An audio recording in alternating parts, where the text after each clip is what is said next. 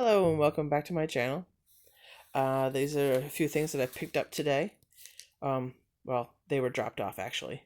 An antique or vintage sewing kit for $8 for all the thread. I thought that was a pretty good deal. I don't care about the container, but the thread's a good deal. The canning lids, that box is full, along with 5 more rings and lids for that, all brand new, and that's worth $3.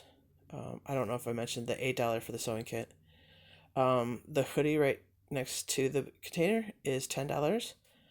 Um, and I'm going to be getting some free t-shirt transfer paper when she finds them. And then the plant food back here was $4.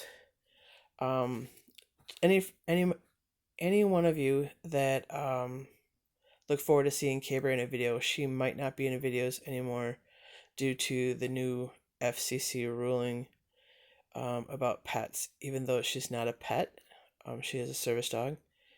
Um, but I don't know how they're gonna view that, so I don't want to get in trouble with the ruling. So anybody that has a question, please comment down below, and we'll see you next time. Have a great day. Bye for now.